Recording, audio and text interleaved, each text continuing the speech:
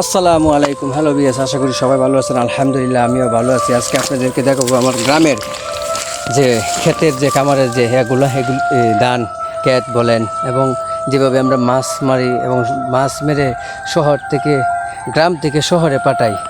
এই যে দেখতেছেন জায়গাগুলো, এগুলি কিন্তু একসময় শুকনায় এখন পরিণত, কিন্তু একসময় বর্ষা হবে, পানি হবে, আর এখান থেকে মাছগুলি আমরা মারবো এবং ভিন্ন সেক্টরে পাঠাবো এবং বিভিন্ন জায়গায়, বিভিন্ন জেলায়, বিভিন্ন বিভাগ বলেন, ভিন্ন সেক্টরে এবং বিদেশ বলেন, গ্রাম বলেন, সব জায়গায় কিন্তু আমাদের এখান থেকেই মাছগুলি যায়।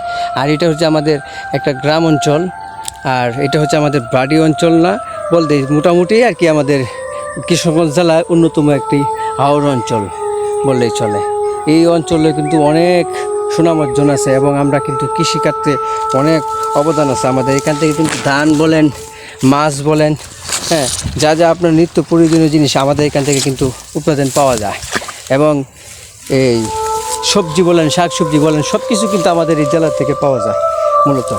তো অবশ্যই আপনারা যদি আমার এই গ্রামীণ অঞ্চলের ভিডিওগুলো যদি ভালো লাগে, অবশ্যই আমার ইউটিউব চ্যানেলটিকে সাবস্ক্রাইব করে দিবেন, প্রতিনিয়ত যাতে আপনাদেরকে ভালো ভালো কন্টেন্ট দিতে পারি।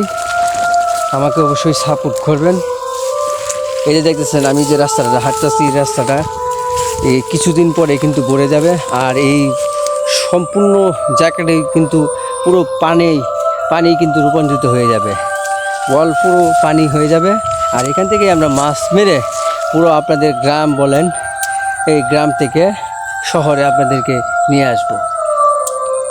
তো ঠিক আছে, তো সবাই ভালো থাকবেন, বেশি করে আমার জন্য দোয়া করবেন।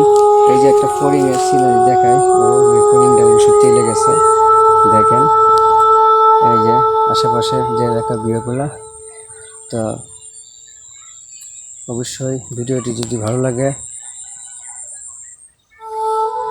অবশ্যই চ্যানেলটিকে সাবস্ক্রাইব করে দিবেন। ভালো থাকবেন, আল্লাহ হাফেজ।